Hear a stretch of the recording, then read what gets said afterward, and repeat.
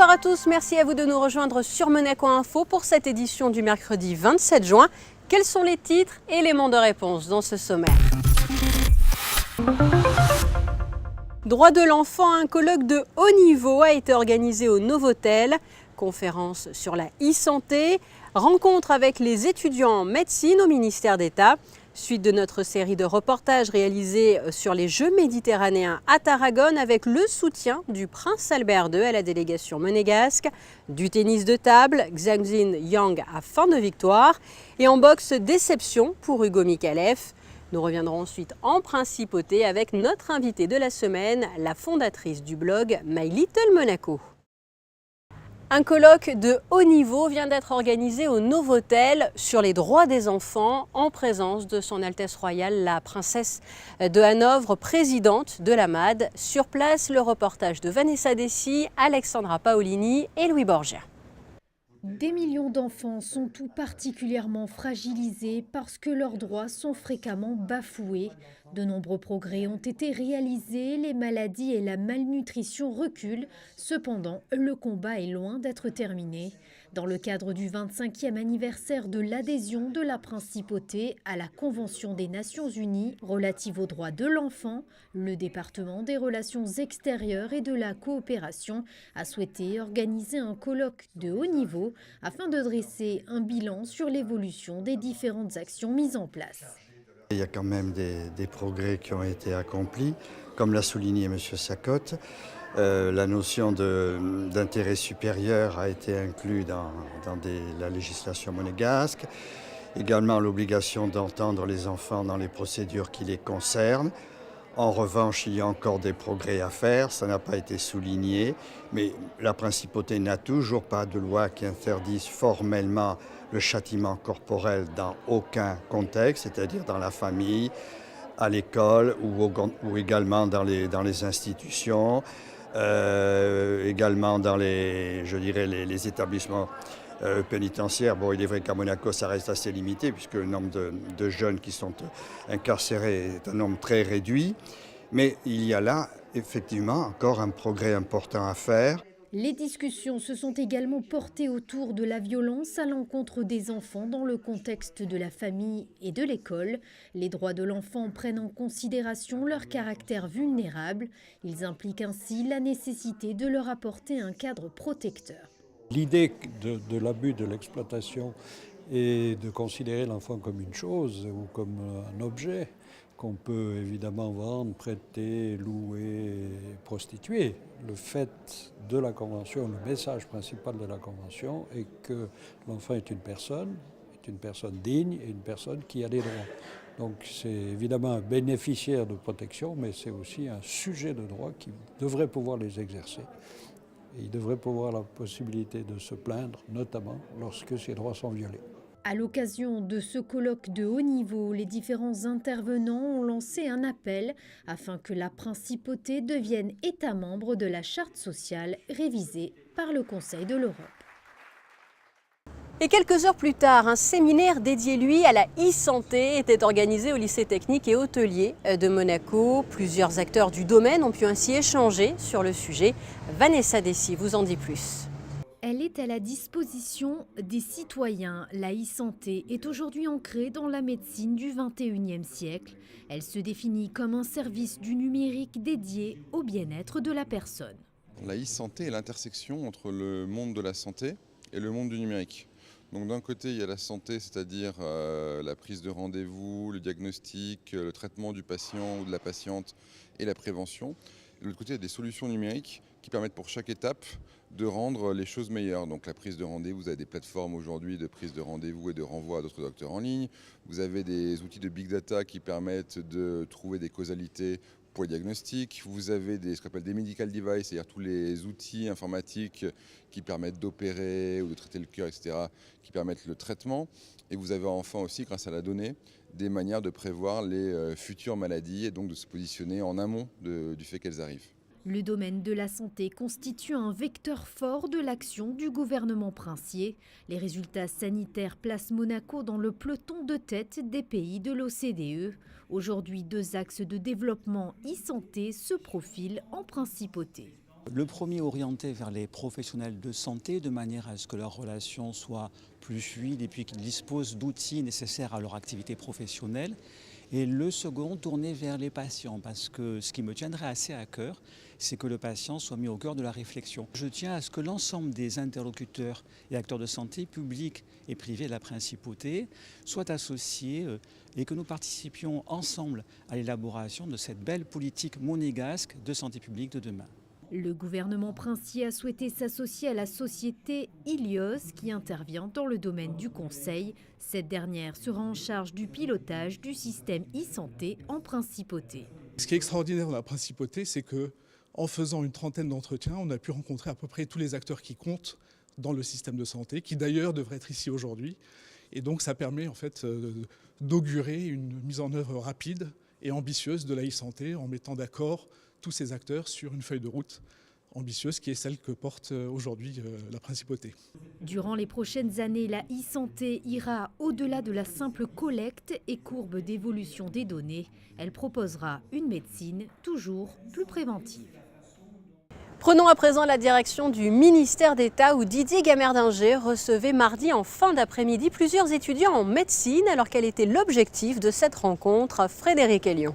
Il représente l'avenir de la médecine en principauté. Plusieurs étudiants monégasques ou résidents, bien avancés dans leurs études et différents cursus de médecine, ont été reçus au ministère d'État mardi en fin de journée par le conseiller de gouvernement, ministre des Affaires sociales et de la Santé, Didier Gamerdinger. L'objectif de cette rencontre, proposer à ces jeunes des éléments d'information pour leur futur choix de carrière, une photographie de l'offre médicale en principauté dans les 5 à 10 années à venir pour chaque métier ou spécialité, une sorte de guide pour ces jeunes qui sont encore dans l'incertitude. Nous avons fait un travail préalable qui consistait précisément à déterminer quelles étaient les filières qui seraient disponibles et celles qui le seraient un peu moins. Et c'est un des éléments qu'on leur a communiqué. Le second, c'était justement de leur dire de poursuivre leurs études le plus loin possible, aller vers le plus haut niveau, viser l'excellence. Parce que nous avons en Principauté de Monaco des demandes, nous avons des exigences, tant pour la médecine de ville que pour la médecine d'hospitalisation publique ou privée. Et évidemment, en se donnant davantage de chances, ils auront ainsi davantage de possibilités d'avoir une carrière de très haut niveau en Principauté, ce que évidemment nous leur souhaitons. Pendant 3 quarts d'heure, les étudiants ont pu échanger sur les différents sujets, poser leurs questions également. Une rencontre enrichissante. J'ai passé le concours national français de fin de 6e année, qui déterminera un petit peu ma spécialité. Et idéalement, je souhaiterais faire biologie. Je suis en 5e année actuellement et je suis dans un cursus étranger, donc je n'ai pas à passer le concours français. Je peux me spécialiser dans le pays où je fais mes études et je vais me spécialiser en gynécologie obstétrique. On aimerait bien travailler en principauté. Sa spécialité, comme la mienne, n'a pas été évoquée au cours de cette réunion. Ça n'empêche pas que je pense que les portes seront ouvertes parce que ça a été projeté jusqu'à 2025 et pour ma part, je serai diplômée entièrement en 2024.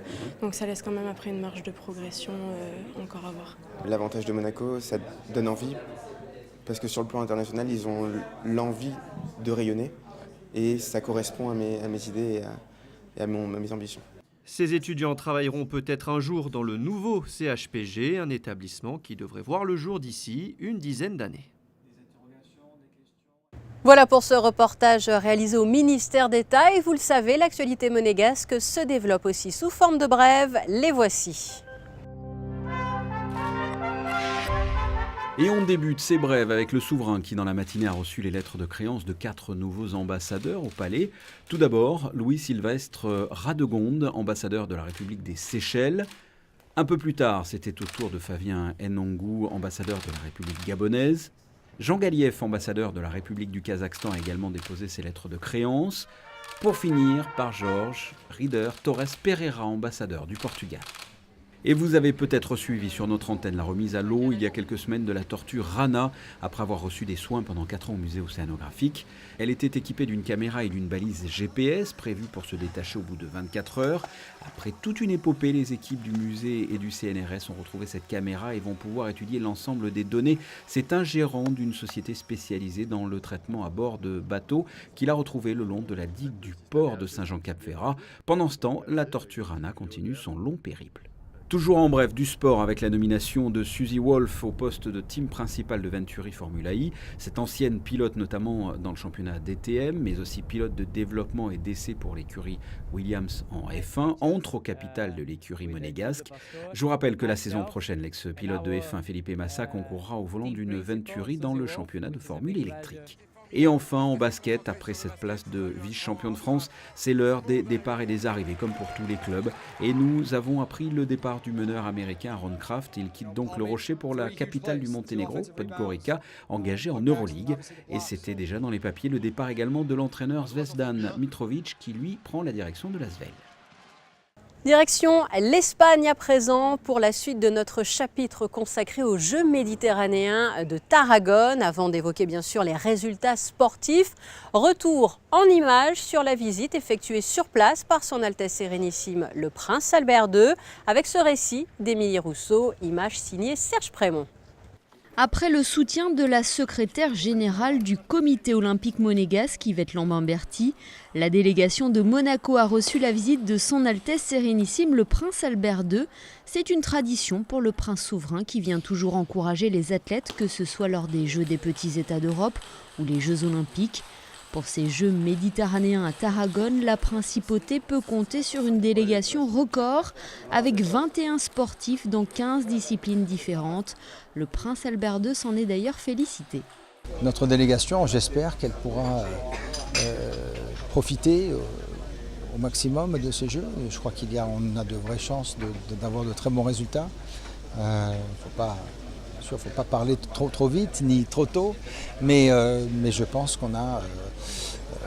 J'ai pu voir uniquement le tennis de table, mais notre représentante a beaucoup de qualité et j'espère que non seulement elle, mais dans tous les autres sports, nous pourrons porter haut nos couleurs. Le souverain s'est rendu sur le site du tennis de table pour soutenir Xiaoxing Yang avant de partager un repas avec l'ensemble de la délégation. Membre du comité international olympique et olympien, le prince Albert II a longuement échangé avec les athlètes. Un soutien de taille pour les sportifs qui comptent bien représenter dignement la principauté. Au fil des années, ces Jeux méditerranéens ont connu un grand essor. La preuve, aujourd'hui, 26 pays participent à cette 18e édition. C'est en tout cas le constat qui a pu être réalisé par son Altesse Sérénissime, le Prince Albert II, au vu des discussions qu'il a pu avoir sur place avec les différents organisateurs. Écoutons-le. Ces Jeux sont des Jeux records de toute façon, puisqu'il y a 3700 athlètes, 26 pays maintenant qui font partie de la CJM. Donc, c'est vraiment des jeux qui ont pris une nouvelle ampleur, une nouvelle dimension. Et d'ailleurs, nous discutions avec M. Haddadi et les organisateurs des Jeux et le comité olympique espagnol, c'est qu'il faudra peut-être au cours d'un congrès extraordinaire du CIGM voir quel sera l'avenir de ces Jeux méditerranéens, parce qu'il faut qu'ils gardent bien sûr leur spécificité, leur originalité, mais aussi qu'ils veillent à que ça ne devienne pas trop grand, ni trop coûteux, ni que ça se positionne mal par rapport à d'autres grandes compétitions sportives internationales. Donc, les Jeux méditerranéens sont à un carrefour important de leur histoire, mais ils gardent quand même cet esprit formidable de solidarité et d'amitié entre les peuples autour du bassin méditerranéen. Vous avez pu le voir dans le précédent reportage, son Altesse Sérénissime le Prince Albert II est allé encourager Xiaoxing Yang au tennis de table. La monégasque est à 200% dans ces Jeux, comme a pu le constater Émilie Rousseau. C'est l'une des chances de médaille pour Monaco. Xiaoxing Yang vient de réaliser une belle entrée en matière en tennis de table. Tête de série numéro 8 dans ce tournoi, elle a réalisé un sans faute dans sa poule. 3 victoires, aucun set perdu face à ses adversaires. La première rencontre de son groupe l'opposait à la Slovaque, Anna Tofan. Après 3 sets expéditifs, la monégasque relâche un peu dans le 4e, mais s'adjuge le match un succès pour la confiance. Ça se passe pas mal et il faut que je mette un peu plus de rythme dans le match, mais sinon pour le premier match ça démarre bien, donc j'espère pour la suite. Donc voilà. C'est une bonne entrée en matière ? Oui, c'est un bon match. Les 2 prochains matchs seront une formalité pour Shaoxing contre l'Égyptienne Farah Hassan et la Portugaise Katia Martins. La Monégasque affiche la couleur dès la phase de poule, elle qui a repris l'entraînement en janvier dernier après être devenue maman. C'est pas simple parce qu'elle a arrêté pendant pas mal de temps, elle a pris quelques kilos, donc il faut éliminer tout ça. Mais je pense qu'elle revient bien, elle change un peu son système de jeu là, depuis quelques temps et je pense qu'elle est prête là. Même si la Monégasque manque de compétition dans les jambes, elle n'en a pas pour autant perdu son mental. Elle n'a qu'un seul objectif en tête, une médaille d'or à Tarragone. Moi, je me donne moi-même dans le final. Et après, chaque match sont difficiles, donc je vais donner tout ce que je peux, je vais faire tous mes efforts, mais je crois en moi. Pour une place en finale, la joueuse devra se méfier de la tête de série numéro 8, l'Égyptienne Dina Mesref, qui a elle aussi fait un sans faute dans ces Jeux méditerranéens. Un mot de boxe avec Hugo Mikalev qui est monté sur le ring, mais déception pour le boxeur monégasque qui s'est incliné face au Français Yanis Mea. Un reportage signé Émilie Rousseau. Il est considéré comme l'espoir de la boxe monégasque et régulièrement au rendez-vous sur les rings en principauté ou ailleurs. Hugo Mikalev signait à Tarragone sa première participation à des Jeux méditerranéens. Un rendez-vous considéré comme l'un des plus grands de sa saison, si ce n'est le plus important. Pour préparer au mieux cet événement, Hugo a réalisé un stage intensif à Cuba avec son entraîneur Juan González. Pour son premier combat sur le ring espagnol, le monégasque était opposé au Français Yanis Mea, qui a déjà un beau palmarès. Dès le premier round, Hugo impose sa patte mais ne trouve pas la faille pour prendre le dessus. Les rounds se ressemblent et le combat est très serré. C'est finalement le Français qui l'emporte 5-0 au point, et ce malgré un 3e round dominé par le monégasque. C'est une grosse déception, d'autant qu'Hugo l'avait déjà battu 3 fois, c'est le double champion de France en titre. Ça aurait dû être d'une grande facilité. Dès le début du combat, on a vu qu'Hugo le dominait. Mais on s'est aperçu aussi en même temps qu'Hugo avait un souci, on ne comprenait pas lequel. Il nous l'a expliqué après dans les vestiaires. Et ce problème n'est pas d'ordre physique, car Hugo a réalisé un beau combat. Malheureusement, il n'a pas pu exprimer sa boxe sur le ring. Je savais exactement ce que j'avais à faire. J'allais appliquer mes qualités et faire ce que j'avais à faire. Mais je sais que ça peut paraître pour une excuse, mais j'ai eu un problème technique en fait, sur mon équipement. Ma chaussure droite était complètement glissante sur le ring. Je ne sais pas si c'est l'adhérence du ring ou ma chaussure. Et dès le premier round, dès que je suis monté sur le ring, j'ai compris que ça allait être très très compliqué. Et voilà, problème technique, j'ai rien pu faire. J'ai honnêtement rien pu faire. J'étais au-dessus, j'aurais dû gagner, mais j'ai pas pu à cause de ça. Le monégasque termine sa saison sur cette contre-performance, rageant pour celui qui avait mis tout de son côté pour briller à Tarragone. On rappelle tout de même les statistiques d'Hugo Mikalev. 76 combats pour 61 victoires. Et pour être complet sur ces résultats à Tarragone, nous vous parlions au début de semaine des très bons résultats des gymnastes de l'Étoile de Monaco. Eh bien, sachez que le Français Julien Gobo a décroché le bronze aux barres parallèles, une médaille qui s'ajoute ainsi à l'argent obtenu au concours général individuel et au bronze par équipe. Nous allons à présent rejoindre notre invité de la semaine qui se trouve du côté du Fort Antoine. Il s'agit d'Agathe, la fondatrice du blog My Little Monaco, un blog qui met très fréquemment à l'honneur des femmes de la principauté avec un joli principe, une femme marraine, une autre femme. Agathe, bonjour. Bonjour Sandrine. Et merci de nous accorder ces quelques minutes dans un cadre que vous connaissez, j'imagine, celui du Fort Antoine, qui est toujours très agréable, surtout en ce début d'été. C'est vrai, là il fait bon d'y être parce qu'il fait frais, c'est très agréable et c'est très beau. Alors Agathe, si on se rencontre aujourd'hui, c'est bien évidemment pour parler de votre blog. Et toute première question, assez naturellement, je voudrais vous demander comment vous est venue cette idée de blog entièrement consacrée à la principauté de Monaco. Tout naturellement, il y a déjà quelques années, je suivais le site My Little Paris, qui déjà donnait les adresses parisiennes et je trouvais ça très sympa. Et il n'y a pas très longtemps, j'ai connu My Little Madrid, parce que je suis une amoureuse de Madrid et donc tout naturellement je me suis intéressée à ce qu'ils faisaient aussi. Et alors là, association d'idées, je me suis dit, il n'y a pas de My Little Monaco en principauté et il faut qu'il y en ait un parce que l'idée de diffuser des adresses et des talents, c'est un peu la particularité de My Little Monaco, c'est qu'il y a aussi les talents, était indispensable, je pense, pour faire connaître tout ce joli monde. Et le nom, finalement, a été inspiré par ce que vous aviez vu donc, sur Paris et sur Madrid. Oui. J'ai voulu un petit peu perpétuer le My Little que je connaissais déjà. Alors, je pense que plusieurs téléspectateurs se sont déjà rendus sur ce blog. Est-ce que vous pouvez, pour eux, rappeler peut-être ce que l'on trouve sur ce blog et du coup présenter ce que l'on trouve sur ces pages pour les tout nouveaux ou futurs justement admirateurs et utilisateurs de votre blog? Alors dans un premier onglet, on peut trouver les restos-bars, donc tout ce qui concerne les nouveautés de Monaco ou les endroits revisités. Parce que parfois il y en a qui changent de décor ou qui changent une carte ou qui amènent quelque chose de nouveau, donc il est intéressant de le diffuser. Ensuite, il y a tout ce qui concerne l'art déco, identique, boutique de déco, galerie d'art, ou bien parfois je mélange un petit peu, comme il arrive à des choses nouvelles en principauté, type Photo Monaco, par exemple, qui a fait sa première édition cette année. J'ai trouvé opportun de mélanger un petit peu l'événement et le cadre dans lequel se trouvait Photo Monaco. Il y a aussi le Monaco Art Week qui a fait sa première édition cette année, donc c'était aussi judicieux d'en diffuser l'information.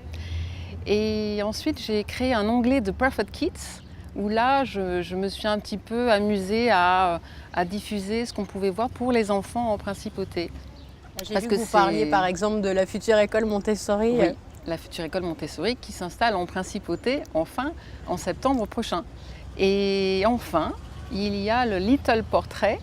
Tous les mois, je me consacre un article à une personne, principalement des femmes, parce que je me suis dit que les femmes aimaient bien savoir un peu plus sur les femmes en principauté.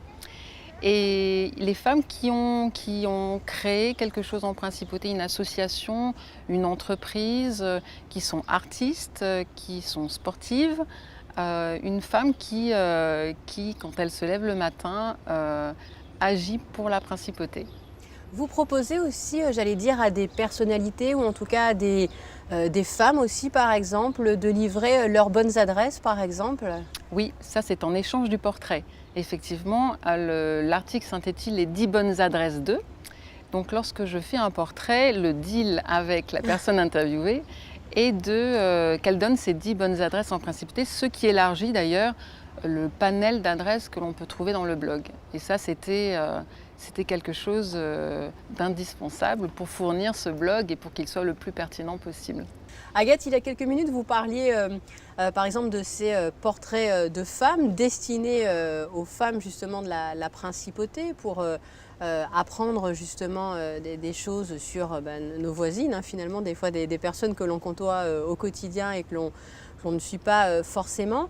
Est-ce que vous diriez justement que votre blog s'adresse à tout le monde, c'est-à-dire des personnes qui vivent en principauté, mais aussi à d'autres personnes qui vont être peut-être de passage ou qui vont venir s'installer à Monaco et qui ne vont pas forcément encore savoir grand-chose sur le Rocher? Oui, alors justement, je n'ai pas voulu un 100% monégasque que pour les monégasques. J'ai eu envie d'un 100% monégasque, mais à la fois pour les résidents, parce que je me suis rendu compte, moi-même étant résidente depuis plus de 10 ans en principauté, je me suis rendu compte qu'on s'enroutine un petit peu dans un petit coin de la principauté, là où on vit en général et qu'on a nos habitudes. Les magasins, et que, voilà, l'école. Oui. Sortir du sentier battu, c'est un peu...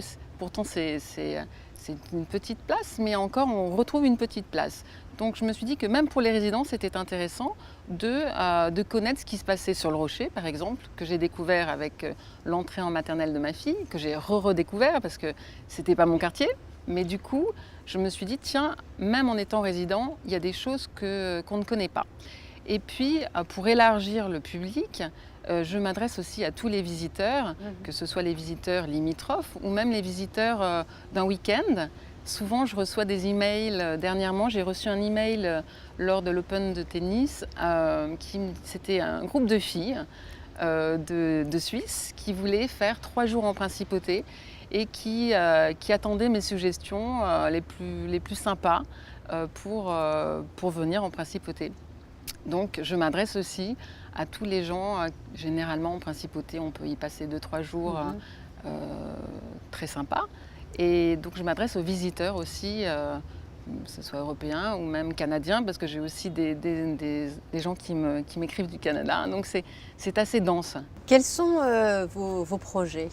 Parce que j'imagine qu'il y en a plus d'un peut-être? Oui, il y en a beaucoup, mais chaque chose en son temps. Pour la rentrée, je prévois un changement de support de blog pour justement rendre le blog plus fonctionnel et tout aussi esthétique, parce que l'esthétique pour moi est très important. Il y aura une version vraiment que anglaise et une version que française, alors que pour l'instant, les articles sont traduits, mais à la suite. Je trouvais que c'était quand même plus professionnel de distinguer les deux. Ensuite, il y a ce projet d'écriture d'ouvrages sur la principauté, qui est encore à ses débuts, qui a demandé de constituer une équipe pour le faire. Donc c'est un ouvrage qui sera un petit peu à mi-chemin entre le blog et le city guide. Donc ça sera quelque chose de pas du tout classique, mais d'esthétique, c'est sûr, puisque je me suis entourée de personnes telles que Virginie Broquet pour les illustrations, Béatrice Moreno pour la photographie et le graphic design, et d'autres personnes un petit peu plus dans tout ce qui est relations, communication et réseaux sociaux. Parce que c'est très important, les réseaux sociaux aujourd'hui. Oui. On terminera là-dessus. Merci beaucoup et bel été, Agathe. Merci, à vous aussi. Voilà, et pour visualiser très concrètement ce qu'est ce blog, l'adresse s'affichait, vous l'avez vu, au bas de votre écran pendant l'entretien. Passons à présent à vos prévisions météo. Jeudi, une dégradation avec quelques apparitions du soleil, mais surtout beaucoup de nuages pouvant apporter de la pluie. Il fera de 21 à 25 degrés. Vendredi, une amélioration au cours de la journée avec quelques averses le matin et du soleil l'après-midi, compté de 20 à 22 degrés.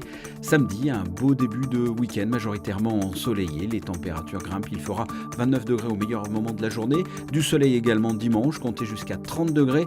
Même prévision pour le début de la semaine prochaine. Fin de cette édition, merci pour votre fidélité. Je vous laisse à présent avec la suite de votre programme sur Monaco Info et une nouvelle table des matières consacrée cette fois-ci à François-Joseph Bozio avec Alexandra Pani bien sûr et Françoise Gamerdinger. À très bientôt.